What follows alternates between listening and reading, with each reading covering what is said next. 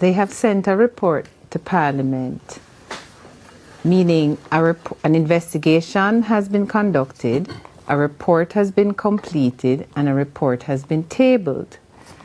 That signals the end of an investigation. That's what the Act tells us.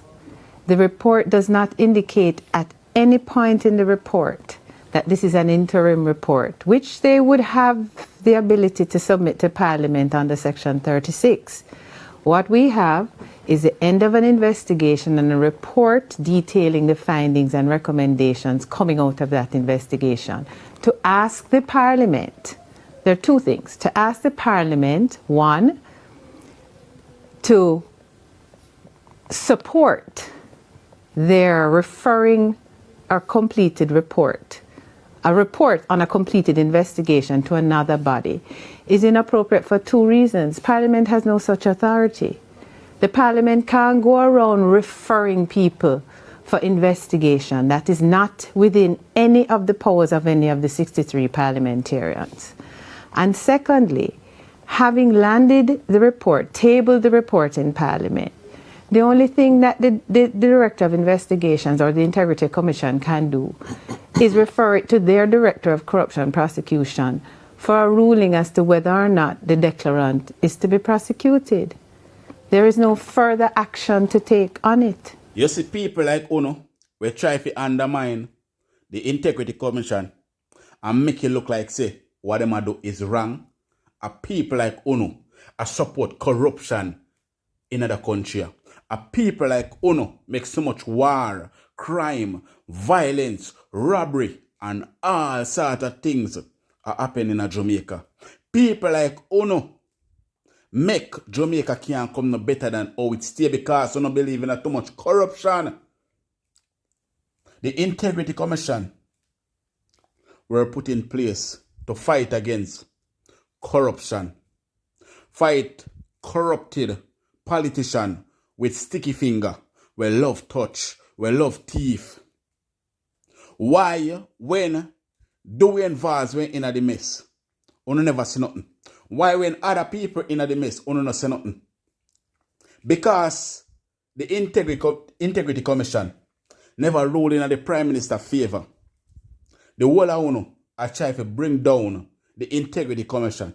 Uno even go as far as start checking the people them they have to work with security now. If the Prime Minister of Jamaica no have nothing to hide, why so much of Uno have to come and defend him?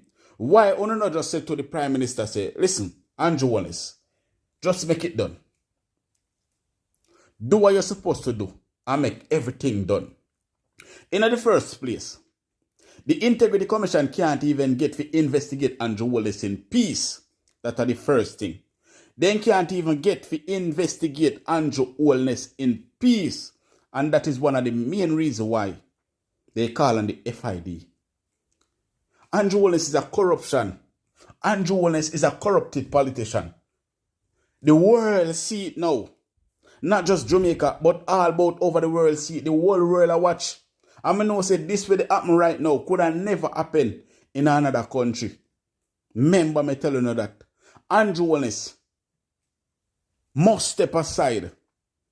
He must step aside. Like any other politician will get themselves caught up in a corruption and have to step aside. Like Cruel Reed.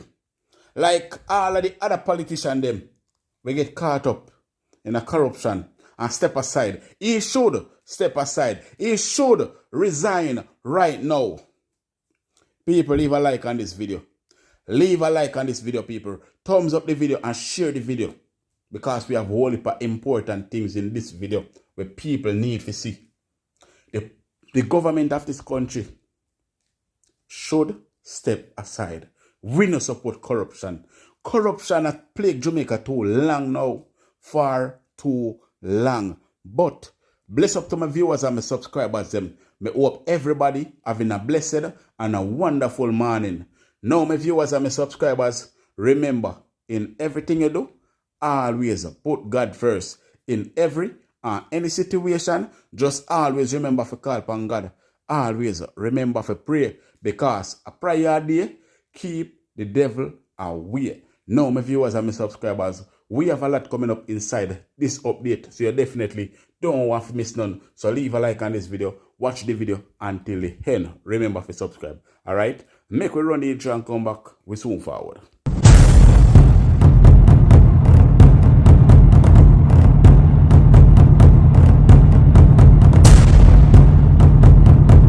So welcome back to my viewers and my subscribers. Big up to all of my viewers, big up to all of my subscribers. We continually support the channel and help the channel to grow. Now, remember to leave a like on this video. Remember to give this video a thumbs up. Also, if you're a new viewers, first time on my channel, then please subscribe to my channel and turn on the post notification bell so whenever we drop new content, you will be first to be notified. Share the content with a friend, a family, a loved one. Share it on your social media platform. And my viewers and my subscribers, remember, we are on our way to 100k subscribers. So if you're not subscribed yet, please subscribe right now. Now is the right time for you to subscribe and be a part of the family, be a part of the community. All right? Subscribe right now and turn on the notification bell. All right? Some of viewers and my subscribers, I realize the Integrity Commission that we're put in place to fight against corruption, everybody a fight against the Integrity Commission because they might expose the Prime Minister. And before the Integrity Commission even expose the Prime Minister have been trying, him and his member, for a very long time to undermine the Integrity Commission till they put an oversight committee over the Integrity Commission. So every time when there's a report sent to Parliament from the Integrity Commission, it have to go to the oversight committee, which was formed by Holiness and his administration to protect the Jamaican Labour Party criminal. You understand me, I say, people? So that is why you see Holiness a try hard to dismantle the Integrity Commission and use the oversight committee, which is filled with Jamaican Labour Party members. You understand me, I say, people? So when you check it out, I just strictly corruption, the right through with Holiness and his team. The DI recommends that a copy of this report be referred to the Ethics Committee of Parliament to examine and determine the appropriateness of a minister directly or indirectly appointing a business associate or other personal connections to a public board which falls under their portfolio. The committee should also consider whether there are sufficient safeguards in place to comprehensively deal with any conflict of interest situation which may arise as a result of personal and so forth and so on. Really? Hang on. So all I'm saying is that you're asking that the DI shouldn't have flagged that the Prime Minister appoint his business associate to chair two of the largest institutions within his ministry. He shouldn't have flagged it as a conflict. He ought to flag it as a conflict. And what he's saying is that further, please, further, what he's saying is that Parliament should develop some rules around this. All me know is that this woman has no shame. You know. She don't have no shame. And she don't have no conscience. The Prime Minister in a corruption, everybody has see what they go on. And this woman sit down there on national TV and defend the Prime Minister with his corruption. Now, these are the things why Jamaica stuck in a one gear and can't move. Because Jamaica is so filled with corruption. And every turn you turn, a corruption. This Jamaican Labour Party government and its ministers are all corruption. They are all corruption and them feel like them bigger than the law. Them feel like them bigger than the law. It has the power to conduct the investigation how it chooses to do so. It could have contacted the FID, but and say, we want some assistance here. It chose not to do so. It chose to do it at the end. It doesn't make the process unfair. It might appear untidy to you, but it doesn't make it unfair. And that's the point that I haven't used the word untidy. I am using the word contrary to the Integrity Commission Act. Under Section 7, when Yes.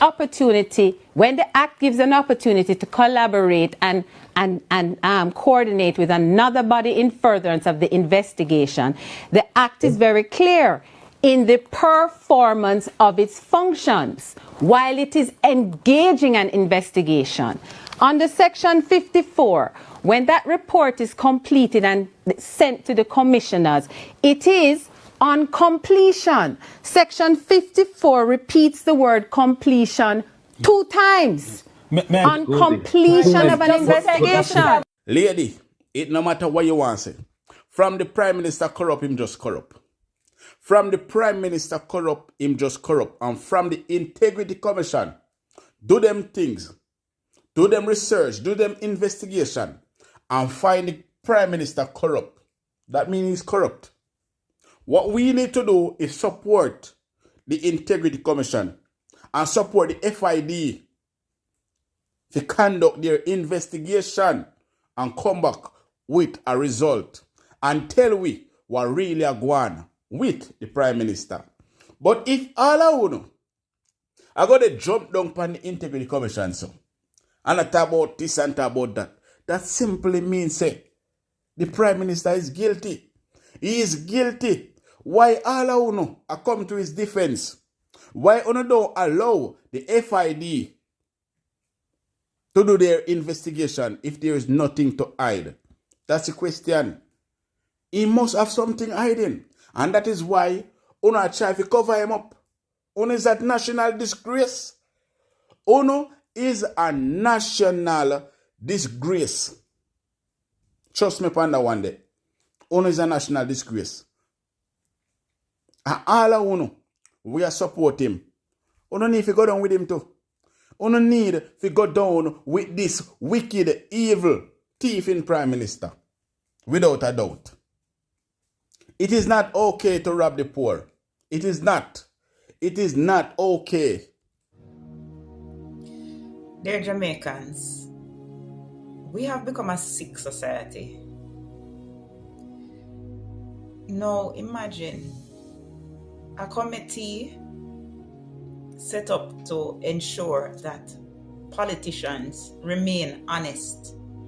Politicians keep them sticky fingers out of poor people money. Politicians stay away from corruption and nepotism. Now those same politicians want the right to demand that that committee set up to ensure that they remain honest. They want to force them to certify dishonesty. In what other country could that happen but the party shop called Jamaica? The Jamaica Labour Party has turned Jamaica into a laughing stock. They did it when Bruce Golding was Prime Minister, ensured that we became a pariah, and now Andrew Holiness and his band of merry men are trying to do the same thing. They have been trying to strong-arm the Integrity Commission for years. The irony of the situation, they are the ones who set up the Integrity Commission. Don't make them fool you. Say, Integrity Commission is PNP. The Integrity Commission was formed in 2018 while the JLP was government. And now that the Integrity Commission is not playing by their rules and allowing them to get away with the abject corruption, they are trying to attack the Integrity Commission. I've never seen it before. And you know what the worst part is? You have Jamaicans who are okay with this. You have Jamaicans who think that it's okay for these people to disregard the laws of our land, to disregard the Integrity Commission. They are trying to, how can you demand that the man's statutory declarations be certified if there are red flags in said declarations? Oh, that makes sense. It's not okay to be criminal. It is not. And you might be able to fool some of the little bone-headed people them. We call themselves Jamaican, but it's not all a way you can fool. And you could demonize us a little more. Anybody who have sense, wanna try demonize them. Anybody who wanna cannot trick, wanna try to demonize them. That is why you're trying to demonize the Integrity Commission. You are an evil set of people. And you have nowhere, you should be nowhere near governance. It's time Jamaica clean up now. Me, I'm personally sick of it. And this is why I keep saying, I try to stay far from it. And probably that is not even the right approach. But how much can you fight when you realize that you have demons all around you running the place? I've been telling you for years that these people are demonic. They are demons. And they are willing to do anything and everything to maintain power, so that they can scrape poor people money while everything is falling apart. And they have their little zombies behind them operating as minions, trying to bully people who want a difference. Because they refuse to admit that Jamaica is going down. Enough is enough. I don't know. If you don't have a problem with this, that means you do not mean Jamaica any good. And that is just the bottom line. Because if the shoe were on the other foot and this were the PNP, one would have turned Jamaica upside down. But your broker is supposed to get away with all of these things. All of these red flags. Not a thing can go so. Nothing can go so. And enough is enough. We need good governance. Jamaica needs good governance. I really want to ask everybody a question. Can you even trust this Prime Minister? Can you even have any trust for anyone at all in the Jamaican Labour Party? Because up till today, me not hear none of them come out and say, boy, Mr. Prime Minister, you're wrong. Here what you do. Just allow the FID and the Integrity Commission and whosoever want to investigate your wealth to investigate. But instead, everybody are defending him. And there is where you found out that these people, they are all corrupted. And I won't say about my talk. But people state the thought down below in the comment section. And as usual, remember to leave a like on this video. Give it a thumbs up. And remember, we are on our way to 100,000 subscribers. So if you're not subscribed yet, now is the right time for you to subscribe and turn on the post notification bell. I'm going to leave you with the rest of the video that I shared with you yesterday. All right? Investigation that was done was helpful in getting some of this information. But as has been said, it's not sufficient to conclude the investigation, and it needs to be concluded. Why? Because the Prime Minister remains under a cloud. His Integrity Commission statutory declarations from 2021 onwards have not been certified, and the report indicates that they cannot be certified until the Integrity Commission is satisfied that they are in order. So it's very important that this matter be allowed to come to a conclusion. And I think it's reprehensible, the initial responses that we're hearing from the government side, suggesting that as far as they're concerned, this matter is at an end. It should not be referred any further and so on. They're going to leave the Prime Minister under a cloud unless they let this matter be followed through to its end. And so I don't think that their responses really are helpful to his situation at all.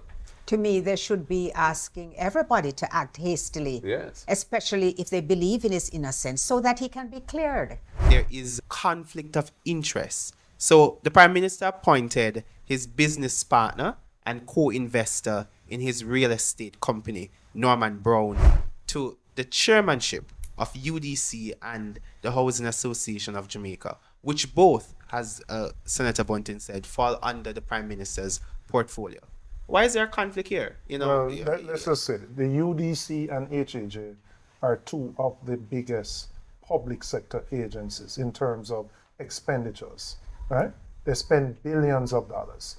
They're also significantly in the business of construction, housing, real estate development, which is the same type of activity that the Prime Minister is in, right? So the significant conflict is that you're appointing your business partner to head these two entities. They are engaging contractors, spending billions of dollars, and your private company is also doing the same thing. It is a significant conflict.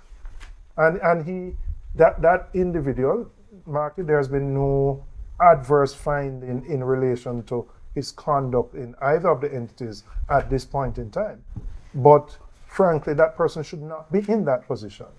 He should remove himself so that there is no conflict at all. And it shouldn't even come to this. The fact of the matter is that, 18 Degrees North highlighted this a couple months ago of his directorship in these companies and the conflict with his business relationship with the Prime Minister. He should have removed himself long ago.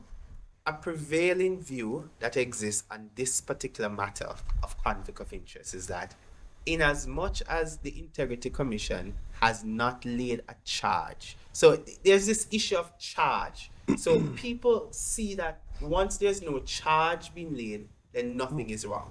Tell me why the moral objection is still in place, still intact, still sound, even if there is no charge being brought. It's interesting. The Integrity Commission developed a code of conduct for politicians. And in hindsight, it's instructive that every PNP member of Parliament sign that at the invitation of the leader of the opposition. Not a single member of the GLP signed that. And this code of conduct was largely based on the Nolan principles. 7 principles of good governance. Of good governance, widely accepted. There is nothing there that you could think of any well-thinking person would hesitate to sign. But yet no one has signed it. But the reason that these principles were developed was that for your leaders, you need a higher bar than criminal conduct. If those who say, well, they're not charged criminally, therefore everything is all right, then we've really hit rock bottom. And as the lawyers could explain, because you're not able to prove a criminal charge doesn't necessarily mean the person is innocent. It just means the prosecution cannot prove it. So they attempt to set these principles, which are at a much higher level, for you to avoid conflicts of interest, for you to conduct yourselves in such a way that you are not preferring your own wealth, your own balance sheet at the denial of the benefit to the taxpayers and so on. So I think it is really shameful that people are saying because we don't have a criminal conviction, then everything is okay, or a criminal charge, therefore everything is okay. This is not a situation where the Prime Minister has been held to have not acted improperly. What they've said is that there's enough here that it warrants another agency with the necessary powers of investigation to take it to its logical conclusion. They need to get involved. So that is a cloud that is the Prime Minister is operating under now. It is very interesting that Senator Bunting raised the Nolan's principles of conduct for public officials. I note where the report said that some of the findings are antithetical to those principles. Comrade Leader, what happened to the impeachment bill that would seek to remove public officials who contravene these principles of good conduct in office? It's a sad story. Under Bruce Golding, when he was Prime Minister, an impeachment bill was tabled. I think it was in 2010 or thereabouts. It wasn't pursued. And many years later, in 2001, I think it was, when we had the incident with a member of Parliament who was caught on video assaulting a female with a stool, and there was 2021. There was a situation of the entire society was in uproar about this, and yet nothing could be done about it in order to ensure accountability. So I reviewed the bill that had been prepared by Bruce Golding, and I did some adjustments to make it more comprehensive so that it could capture not just the conduct in Parliament itself, but conduct by any parliamentarian that brings the office of a parliamentarian into disrepute. And I tabled it as a private member's bill.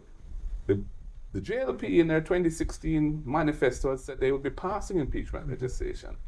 But they have not allowed this bill to go forward. I wanted it to be sent to a joint select committee so that stakeholders in and outside of Parliament could weigh in on it, and we could come up with, tweak it to the extent necessary to make it something that would really enhance the governance and the accountability of public officials. It has not been allowed to go forward. And in fact, in the Constitutional Reform Committee report, which our representatives did not sign, they have recommended that we not have an impeachment provision in our Constitution. And the majority on that committee are persons who were appointed by the government. So their view on this has been flip-flopping, and it has been inconsistent, and we feel it is necessary that there must be something in the Constitution that would deal with delinquent behavior by parliamentarians, elected officials or appointed senators, so that if their conduct brings their office into disrepute, something can be done about it. So the next PNP government will pass the impeachment bill in Parliament? Yes, we will be pursuing it. And, we hope that we can get consensus around it, because I don't personally believe that the constitutional amendments that don't enjoy bipartisan consensus is not the way to go. We've always proceeded on the basis of consensus around constitutional change. Now, this is a position that the JLP had been putting forward before, that they want to see impeachment happen. I'm hoping that they will revise their current view and we'll be able to move forward with consensus on this thing. And I hope that society as a whole will get behind it. But we will be pursuing it. On the matter of revision, the Prime Minister has called for a revision of the Integrity Commissions Act. What is the opposition's position on that? Well, we are presently reviewing, we have a joint select committee which is reviewing the Integrity Commission Act. We have not concluded those deliberations. So I personally was a little taken aback when he says, I will change the law, because we are contemplating what sort of changes we would want to see in the legislation. Listen, Cleveland, let's be clear. Nobody likes to complete a statutory declaration. It is extremely invasive. There are things that you will forget because they happened a long time ago before you became a parliamentarian, and you might just not recall some of the things. It's an uncomfortable position to be in, and an uncomfortable position for your family to be in, because they come under scrutiny simply because they are your family, not because they are involved in politics. But you see, this country needs to be aware that they are the ones that determine what kind of Jamaica we have. And that is why it disturbs me when you say that there are people who think that nothing has happened at all. If we don't begin to hold our leaders to a higher standard of accountability, all we will have is a declining sense of morality. The public needs to get engaged in reforming this country in the way that it needs to be done. And their contribution will be to say, no, we're not putting up with this. I'm very suspicious of the motivations of the government in relation to the Integrity Commission, because their desires to amend it is to weaken it as a reflex to reports which are adverse to them. So they clearly are motivated to dismantle it, neuter it, and make it as ineffective as possible. I'm in favor of nurturing that institution, making it more effective. And the Integrity Commission itself, in its annual reports, have pointed out things that they would like to see adjusted in the legislation. I'm in favor of a review of the legislation. Yes. I'm in favor of making it more cohesive, more effective. I am not in favor of undermining the effectiveness of the Integrity Commission. Corruption is a big problem in the country, and it flows into the crime and violence problems that we have, the lack of trust of the people in their elected officials, and so on. We need to clean up Jamaica. Yes. And we need to clean up public life. And the Integrity Commission is an important part of doing that. So any amendments which are motivated by an intent to make it less effective, ineffective, neuter it, dismantle it, do not have our support. The FID is a member of what's called the Egmont Group. This is an international grouping of financial intelligence units, and they share financial intelligence. So just imagine that every other country who is a member of this Egmont Group, they will now be looking into the financial intelligence, or they will have the capabilities to look into the financial information and other information which may not be set out here, but which the FID will have to pursue. And the FID might very well be asking for their cooperation.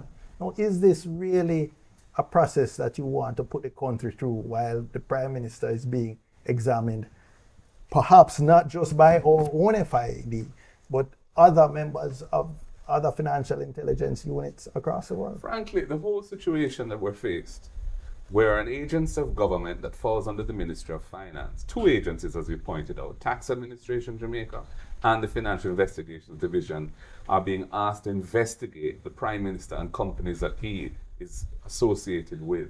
Is an untenable situation for the country to go through. How could a Minister of Finance be comfortable that his boss is being investigated and his agencies that report to him or her have to be investigating the Prime Minister? It is unheard of, and it is not something which Jamaica has ever had to deal with before, and I don't think it's right that the country should be put through this. There should be elections, and the country should be given the opportunity to choose a government in light of what is going on now. So where do we go from here? What will be the disposition of the opposition with respect to this investigation? What we have seen on social media is that persons are calling on the opposition to table a motion of no confidence to trigger a debate in Parliament. Is that something that the opposition is willing to do, has considered? We did it in relation to the situation out of the 2010 incursion and what followed from that. So it's not something that we are not familiar with. And so it is something that we are considering, yes. We have an obligation, and I believe others in media, etc., to really break it down into bite-sized portions and just take one thing at a time.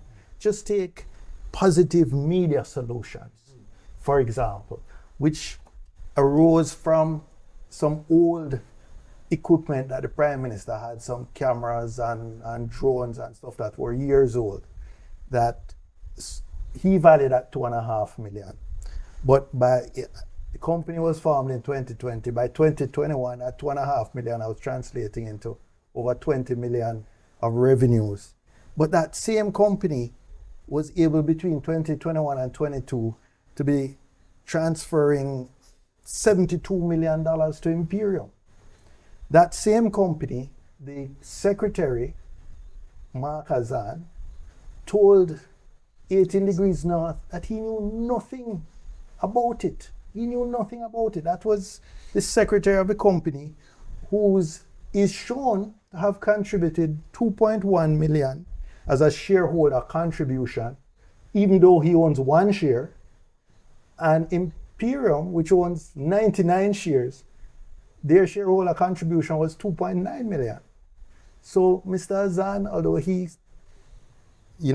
says he knows nothing about it, based on what Positive Media has presented to the Integrity Commission, he has paid a huge premium for his one share. So a lot of these things just don't make any commercial sense. And the clients of Positive Media that from which they've earned this revenue were the Jamaica Labour Party, his constituency, the Holiness constituency organization, and one very curious company called Green Emerald. There's a lot more can be said about. A big question for the Integrity Commission was the income generating capacity of these entities to have the sums of funds in their accounts as reflected. But the people want to know if the opposition will be sitting in Parliament with the Prime Minister, noting what the Prime Minister said when he was opposition leader regarding the outcome of the investigation into then Minister of State Richard Hazan, where he said that the opposition will not sit in Parliament with someone who has been the subject of adverse findings from a report. The Contractor General. The Contractor General. Will the opposition be doing the same? Our obligation as members of Parliament is to attend Parliament and represent persons who elected us. So any decision not to attend Parliament on any prolonged basis would be a very serious one. And we would have to consider that very carefully. At this point in time, all options are open. We haven't come to any final decisions on any of those issues. We've been trying to digest the report. We've been trying to explain to Jamaica what the report says. And we've been having dialogue with other stakeholders in the society so to see what their positions on the matter will be. But, you know, clearly this is a new era for Jamaica. We're on uncharted waters. And we need to, as an opposition, we need to assert ourselves appropriately so that there is accountability and that the people of Jamaica's interests are protected. And that's what we will be doing. High standards of ethics and moral conduct are expected of the leaders of the country. And our system depends on our leaders behaving in accordance with those standards. And where you have a report from the agency that has been established to ensure integrity in public life and to expose corruption, delivering a report like this, which has serious issues that have come out of it, which are unresolved, it means that Jamaica needs to draw brakes. There needs to be a fundamental change at this point in time. And that change is either the calling of elections to allow the people of Jamaica to decide who they want to govern them going forward, given the mess that we're now in with this, or the Prime Minister himself stepping down. It's one or the other. And I wait to hear which one it will be.